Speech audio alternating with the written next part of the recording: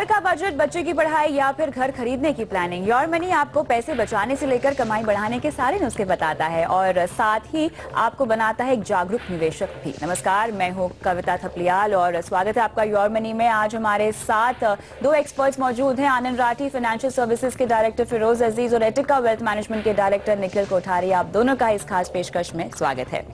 आगे बढ़ते हैं, आपको बताते हैं कि आज शो में क्या है खास। डीमैट के जरिए खोलिए समृद्धि का रास्ता।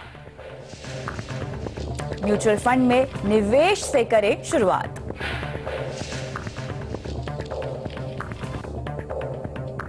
चलिए, तो आज शो पर हमारा फोकस होगा इन दो बड़े मुद्दों पर और शुरुआत करते हैं सबसे पहले टॉपिक के साथ। देश में डीमैट अकाउंट खुलवाने वालों की तादाद पिछले 4 साल के उच्चतम स्तर पर पहुंच गई है। वित्त वर्ष 2014-15 में करीब 15 लाख डीमैट अकाउंट खुले हैं, जो पिछले वित्त वर्ष की तुलना में करीब दोगुने हैं। ये सबूत इस बात का है कि लोग इक्विटी मार्केट में निवेश करने के लिए लौटने लगे हैं। आज हम योर मनी में शुरुआत में चर्चा कर रहे हैं कि किस तरह से आप डीमैट अकाउंट खोल सकते हैं और इन्वेस्टमेंट के कौन से एवेन्यूज आपके लिए खुल जाते हैं डीमैट अकाउंट खुलवाने से। सबसे पहले फिरोज, आपसे पूछना चाहूंगी मैं, जैसे कि जो आंकड़े आ रहे हैं, लगभग 15 लाख अकाउंट ज्यादा खोले गए हैं इस फाइनेंशियल ईयर में। लगता है लोगों का रुझान जो है वो इक्विटी मार्केट की तरफ बढ़ने लगा है। ऐसे में अगर मुझे एक डीमैट अकाउंट खुलवाना हो तो वो क्या प्रक्रिया है? बिल्कुल, मेरे हिसाब से तो ये 15 लाख एक बहुत पॉजिटिव नंबर है। ये सिग्निफिकेंट प्रोग्रेस है लास्ट ईयर के मुकाबले, और 15 lakh is the highest for the last 4-5 years. So इस बार बहुत अच्छी बात है कि रिटेल इन्वेस्टर जो पार्टिसिपेट कर रहा है बुल रन की इनिशियल फेसेस में कर रहा है। लास्ट टाइम जो पार्टिसिपेशन आई थी वो फैग एंड में आई थी, जब बुल रन खत्म होने वाली थी, तो लोगों का इक्विटी की तरफ इतना अच्छा एक्सपीरियंस नहीं रहा। पिछले साल तो लोग डर के मारे निकल भी गए थे बहुत ज्यादा। बिल्कुल, SIP स्टॉपेज मैक्सिमम थी लास्ट प्रीवियस फाइनेंशियल ईयर में, लास्ट को छोड़ के। तो मेरे हिसाब से it's a very very positive sign and I am very positive to see retail participation. बिल्कुल। निखिल, आप ये बताइए कि डीमैट अकाउंट खुलवाने के लिए अब मुझे क्या क्या करना होगा? जैसे कि मैं भी जैसे बुल रन का फायदा उठाना चाहती हूँ, निवेश करना चाहती हूँ, शुरुआत करना चाहती हूँ, डीमैट अकाउंट मैं कैसे खोल सकती हूँ? ओके, डीमैट अकाउंट आपको एक रजिस्टर्ड ब्रोकर या सब ब्रोकर के साथ खोलना पड़ेगा। डीमैट अकाउंट के लिए आपको बहुत जो चीज चाहिए वो बहुत सिंपल है। आपको एक पैन कार्ड कॉपी अपना चाहिए, आपको अपना एड्रेस प्रूफ चाहिए जो आधार कार्ड हो सकता है या पासपोर्ट हो सकता है, और आपको एक फोटोग्राफ चाहिए, और आपको एक कैंसिल चेक चाहिए। तो ये 4 चीज अगर आपकी होती है तो आप कोई भी रजिस्टर्ड ब्रोकर या सब ब्रोकर के पास जा सकते हो। जैसे आप ICICI डायरेक्ट के पास जा सकते हो, आप आनंद राठी के पास जा सकते हो, आप मोतीलाल ओसवाल में जा सकते हो। तो ये सब रजिस्टर्ड सब ब्रोकर्स है सेबी के थ्रू, इन सब के आप उनके डीमैट अकाउंट खुलवा सकते हो। डीमैट अकाउंट खोलने के लिए आपको पहला थोड़ा सा मेहनत करना पड़ेगा, क्योंकि 30-40 पेज का एक डॉक्यूमेंट होता है। तो उसमें आपके 30 से 40 सिग्नेचर चाहिए होते हैं। तो पहले, क्योंकि एक बार आपका ये सिग्नेचर सब चाहिए होते हैं, उसके बाद बहुत ही आसान है, क्योंकि उसके बाद आप ब्रोकर को फोन करके बोल सकते हो कि मेरे को ये बाय करना है, ये सेल करना है, और ब्रोकर आपके बिहाफ पे कर सकता है। तो मुझे डालने पड़ेंगे पैसे उस अकाउंट में? हाँ, कैसे होगा ये? ओके, तो पहला जैसे नॉर्मली बहुत सारे ब्रोकर्स आपका पहला साल का जो अकाउंट ओपनिंग फी है वो वेव ऑफ कर देते हैं। तो आपके पहले साल कोई चार्जेस भी नहीं लगते हैं। और आपको जब भी बाय करना है तो आप उनको पहले एक चेक दे दीजिए कि मेरे को समझ लीजिए 1 लाख रुपए का बाय करना है, तो आप इनको 1 लाख का चेक दे दीजिए। फिर आप जब तक बाय कर रहे हो, तो जब तक 1 लाख एग्जॉस्ट नहीं होता आप बाय कर सकते हो। जैसे आपका 1 लाख एग्जॉस्ट हो जाता है, आपको ब्रोकर आपको फोन करके बोलेगा कि आपको और कुछ बाय करना है, तो आपको वापस एक चेक और देना पड़ेगा। उससे आप वो आपके अकाउंट में फिर से जमा हो जाएगा और आप बाय कर सकते हो। और कोई चेक की जरूरी नहीं है, आप नेट बैंकिंग से ट्रांसफर भी कर सकते हो पैसे। बिल्कुल। फिरोज, यहाँ पे एक ऐसा विश्वास है लोगों का, एटलीस्ट जो योर मनी में हमारे दर्शक सवाल पूछते हैं, उन्हें लगता है कि डीमैट अकाउंट के जरिए मैं सिर्फ शेयर्स में ही निवेश कर सकता हूँ। किस किस तरह की एसेट क्लास से हम उनमें निवेश कर सकते हैं डीमैट अकाउंट खोलकर? देखिए, डीमैट अकाउंट को आपको इस तरह देखना चाहिए जैसे बैंक का लॉकर होता है, वैसे ही फाइनेंशियल इंस्ट्रूमेंट्स का लॉकर होता है डीमैट अकाउंट। उसमें जो फाइनेंशियल इंस्ट्रूमेंट्स हैं, आज की दौर पे तो सब फाइनेंशियल इंस्ट्रूमेंट्स ऑलमोस्ट डीमेटीरियलाइज्ड फॉर्म होते हैं। जैसे मेटीरियलाइज्ड फॉर्म जो टैंजिबल फॉर्म होता है, जिसको आप टच फील कर सकते हैं, डीमेटीरियलाइज्ड फॉर्म का वो एब्रीवेशन है डीमैट फॉर्म, डीमेटीरियलाइज्ड फॉर्म। आप एक्विटी के स्टॉक्स रख सकते हैं, एक्विटी म्यूचुअल फंड रख सकते हैं, डेट म्यूचुअल फंड रख सकते हैं, कोई भी म्यूचुअल फंड रख सकते हैं, बॉन्ड्स रख सकते हैं, कॉर्पोरेट के, गवर्नमेंट के, स्टेट के, कोई भी बॉन्ड्स भी अंदर रह सकते हैं, तो इक्विटी और डेट इंस्ट्रूमेंट्स सब उसमें रह सकते हैं। अगर आपके पास डीमैट अकाउंट है तो उसके साथ जनरली ट्रेडिंग अकाउंट भी होता है, तो आप डेरिवेटिव इंस्ट्रूमेंट्स जैसे आपने सुना होगा ऑप्शंस, फ्यूचर्स, वो भी उसमें पार्क हो सकते हैं, होल्डिंग ट्रेडिंग अकाउंट हो तो ऑलमोस्ट प्रैक्टिकली 90% फाइनेंशियल इंस्ट्रूमेंट्स का लॉकर एक डीमैट अकाउंट होता है। क्या इंश्योरेंस और बॉन्ड भी रखे जा सकते हैं डीमैट में निखिल? जी हाँ, अभी आपने जो लास्ट हम 3-4 साल से हमने सुना है टैक्स फ्री बॉन्ड्स, तो आप जो टैक्स फ्री बॉन्ड्स आपने परचेज किए हैं उसको आप अपने डीमैट अकाउंट में रख सकते हैं। तो वो बहुत बड़ा बेनिफिट होता है कि आप फिजिकल फॉर्म नहीं रखे, आप उसको रख सकते हैं। अभी आईआरडी ने ये भी लाया है कि आप इंश्योरेंस को भी अपना डीमैटलाइज कर सकते हो। अभी आप कोई भी इंश्योरेंस ऑनलाइन पॉलिसी बाय करते हो तो लोग हमेशा आपसे पूछते हैं कि आपके पास इंश्योरेंस का डीमैट अकाउंट है क्या नहीं है। अगर आपको चाहिए तो आप उस टाइम आप जब इंश्योरेंस बाय कर रहे हो उसके बाद इंश्योरेंस का डीमैट अकाउंट भी खुलवा सकते हो। उससे आपकी इंश्योरेंस पॉलिसी भी डीमैट फॉर्म में हो जाएगी, फिर आपको फिजिकल कॉपी रखने की जरूरत नहीं है।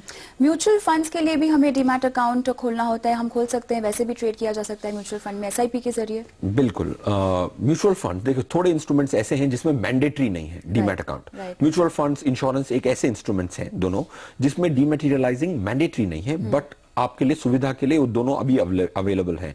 बट जैसे बॉन्ड्स और टैक्स फ्री बॉन्ड्स मैंडेटरी डीमैटेरियलाइज्ड होते हैं। कोई भी गवर्नमेंट सिक्योरिटी जो बॉन्ड होते हैं वो भी स्पेसिफिकली डीमैटेरियलाइज्ड मैंडेटरीली होते हैं। सो डीमैटेरियलाइज्ड डीमैट अकाउंट रखना आपके लिए बहुत इंपॉर्टेंट होता है ताकि आप पूरी इंस्ट्रूमेंट्स को आप उनका फायदा ले सकें। बिल्कुल। निखिल, यहाँ पे अगर मुझे मेरे पोर्टफोलियो का स्टेटस चेक करना हो तो डीमैट अकाउंट किस तरह से मदद करेगा? तो जैसे अब हम क्या होते हैं कि अगर हमने सब कुछ फिजिकल फॉर्म में रखा है तो हमें पता भी नहीं होगा हमारे पास कितने शेयर्स के हैं, उसकी आज की वैल्यू क्या है, हमारे पास कितना गोल्ड है, हमारे पास कितने बॉन्ड्स हैं, उनकी आज की वैल्यू क्या है। पर डीमैट अकाउंट में सब एक ही विंडो पे आपको दिख जाता है। तो जैसे ही आप अपना अकाउंट नंबर डालोगे आपको पूरी अपनी होल्डिंग्स आ जाती है और उसकी आज की वैल्यू क्या है वो पूरी आ जाती है। तो आपको एक ही जगह पे पूरा अपना पोर्टफोलियो देखने को मिल जाएगा। तो ये आगे जाके डीमैट अकाउंट एक बहुत बड़ा महत्वपूर्ण चीज हो जाएगा, क्योंकि जैसे हमारी आज की जिंदगी है, हमारे पास एकदम भी टाइम नहीं है, तो हम नहीं चाहते कि हम हर चीज का फिजिकल फॉर्म रखते रहें। हमें कहीं पे कुछ भी अपडेट करवाना है, एड्रेस अपडेट करवाना है, हमें अपना फोन नंबर अपडेट करवाना है, तो बहुत ही मुश्किल हो जाएगा इंडिविजुअल कंपनीज को देने के लिए। अगर आप एक बार डीमैट अकाउंट में अपडेट करवा लेते हो, आपकी सब जगह पे वो अपने आप अपडेट हो जाता है। बैंक अकाउंट आपका नया खुला, उसको आप हर इंश्योरेंस कंपनी को दोगे या हर म्यूचुअल फंड को दोगे तो काफी टाइम लग जाता है। ये सब एक डीमैट अकाउंट में दोगे, वहां से आराम से हो जाता है। बिल्कुल। तो क्लियरली यहाँ पे अपने आर्थिक लक्ष्यों को अचीव करने का जो पहला कदम है वो है डीमैट अकाउंट की शुरुआत करना और अपने निवेश की शुरुआत करना। इसी पर हमने की है चर्चा। और आपको बता दें कि सीएनबीसी आवाज ने भी अपनी मुहिम गिफ्ट ऑफ प्रॉस्परस फ्यूचर के जरिए लोगों को इस बात के लिए प्रेरित किया है कि वो इन्वेस्टमेंट की शुरुआत करें, डीमैट अकाउंट खोलें और एक समृद्ध भविष्य की तरफ बढ़ें। दरअसल डीमैट अकाउंट खोलना एक तरह से वेल्थ क्रिएशन की दिशा में आपका पहला कदम है। यहां से आप फाइनेंशियल प्लानर और योर मनी जैसे प्लेटफॉर्म की मदद से समृद्धि के रास्ते पर आगे बढ़ सकते हैं। तो हम सबका सीएनबीसी आवाज की पूरी टीम की तरफ से हम चाहते हैं कि आप भी हमारी इस मुहिम में शामिल होइए और फाइनेंशियल लिटरेसी के हमारे इस अभियान को आगे बढ़ाने में हमारी मदद कीजिए। चलिए, फिलहाल वक्त है एक ब्रेक का। ब्रेक के बाद म्यूचुअल फंड में निवेश की शुरुआत आप कैसे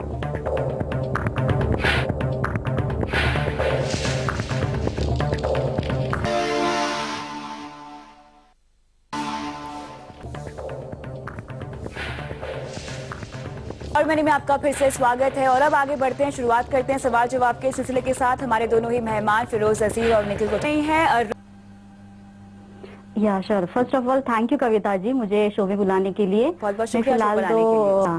फिलहाल तो मैं टीसीएस आईटी कंपनी पुणे में जॉब करती हूँ। मेरी इन हैंड सैलरी 40,000 है, स्टार्ट होने वाला है।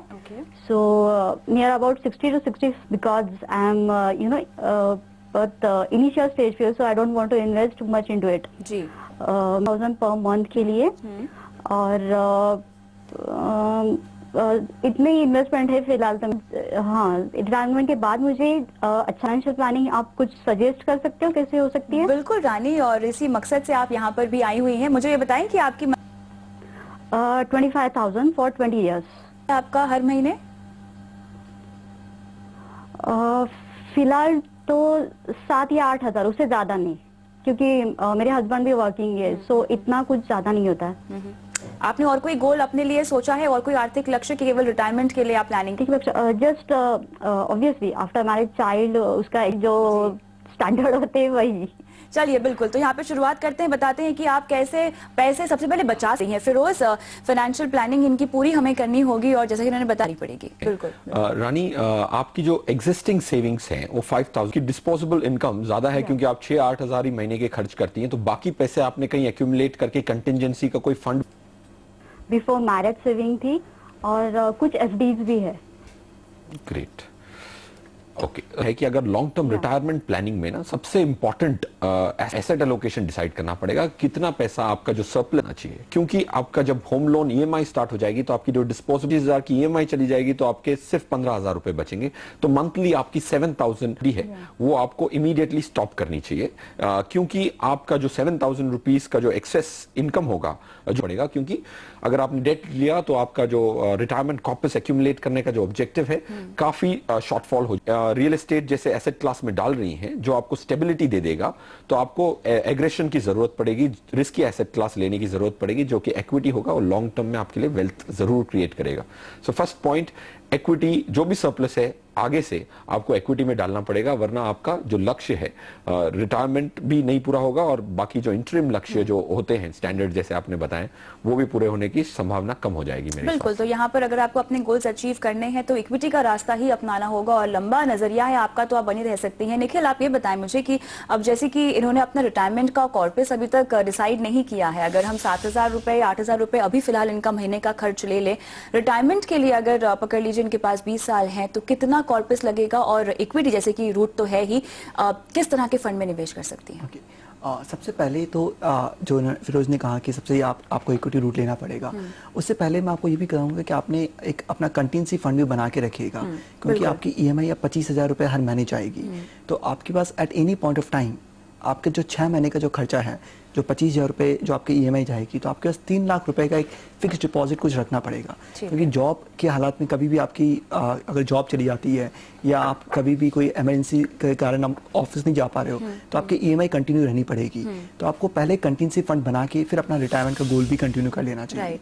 अगर क्योंकि ये लॉन्ग टर्म गोल है तो आप एक डाइवर्सिफाइड लार्ज कैप फंड और मल्टी कैप फंड में निवेश कर सकते हैं। तो ये फंड आपको लंबे समय में 12 से 15% टैक्स फ्री रिटर्न दे सकता है, तो ये आपका बहुत बड़ा पोर्टफोलियो क्रिएट कर सकता है। आप अगर रिटायरमेंट जब कैलकुलेट करते हो कि आपको कितना चाहिएगा, तो आपको पहले देखना पड़ेगा कि जो आपका खर्चा आज 7,000 रुपये है, आज से 30 साल बाद वो खर्चा कितना रहेगा। उसके हिसाब से अगर फिर हर साल वो आप निकालते रहोगे तो आपको एक लगभग पोर्टफोलियो वैल्यू कितना क्रिएट करना पड़ेगा। तो उस तरह से बना के फिर आज से आप निवेश करते रहिए। आप 12 से 15% इक्विटी में एक्सपेक्ट कर सकते हो और ये आपको लमसम पोर्टफोलियो आपके रिटायरमेंट के टाइम दे सकता है। बिल्कुल। फिरोज, यहाँ पे आपको लगता है कि अभी तो फिलहाल काफी टाइट है इनकी पोजीशन, लेकिन जैसे इनकी आगे चल के आय बढ़ेगी, अपने निवेश को भी बढ़ाना चाहेंगी, इक्विटी डायरेक्ट इक्विटी को ये कंसिडर कर सकती हैं?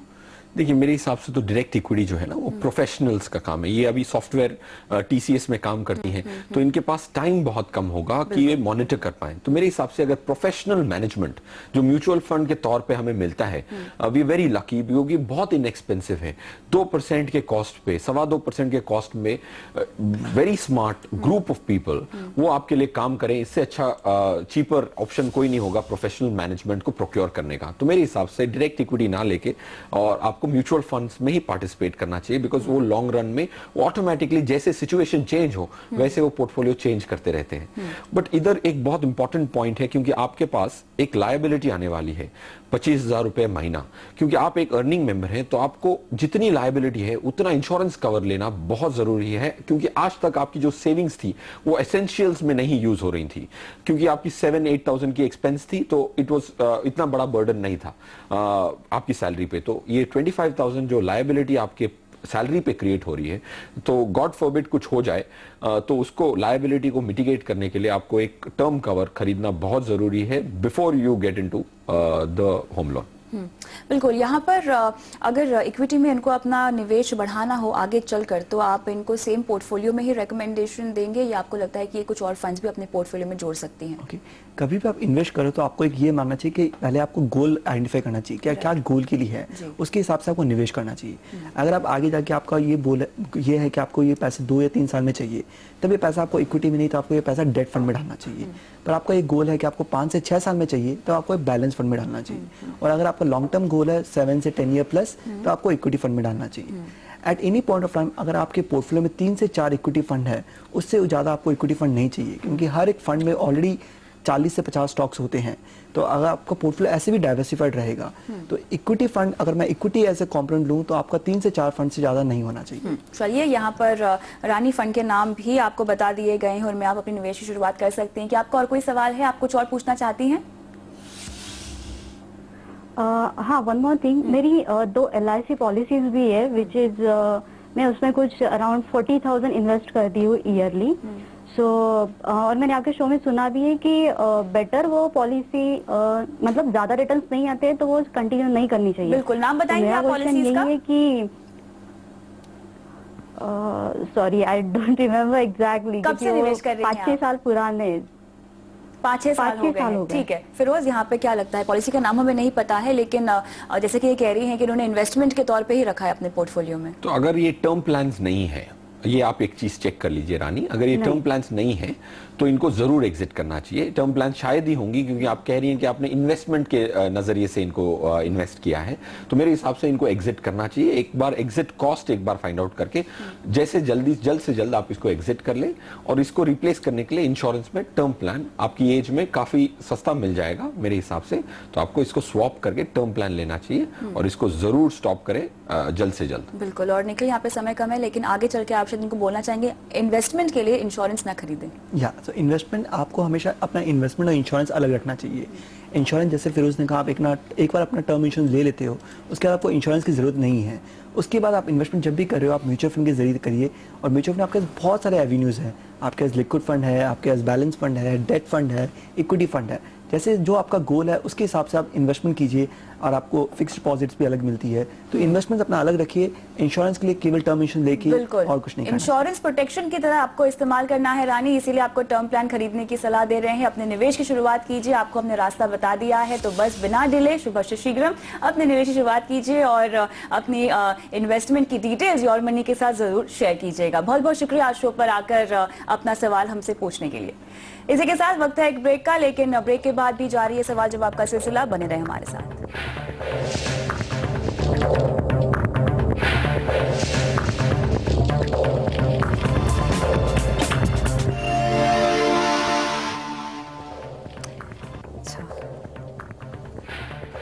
Welcome back. योर मनी में जारी है सवाल जवाब का सिलसिला, और अगले दर्शक मित्र राज मणिपुर से अपना सवाल उन्होंने हमें दिया है और ईमेल के जरिए अपना सवाल पूछना चाहते हैं। बेसिकली इन्होंने कुछ फंड्स में निवेश किया है, SBI मैग्नम बिजनेस इनके पोर्टफोलियो में है, साथ ही रिलायंस इक्विटी अपॉर्चुनिटी में ये डालते हैं पैसा, ICICI Pru focus blue chip, और इसके साथ PPF में भी इनका निवेश जारी है। जानना चाहते हैं कि NPS में निवेश करना चाहते हैं, कैसा रहेगा, क्या टैक्स छूट मिलेगी, और अपने पोर्टफोलियो में जो फंड इन्होंने शामिल किए हैं वो कैसे हैं। तो फिरोज, यहाँ पर लक्ष्य क्या है जिसके लिए उन्होंने निवेश किया है, उसकी जानकारी नहीं दी है, लेकिन फिलहाल जो फंड्स हैं वो कैसे हैं?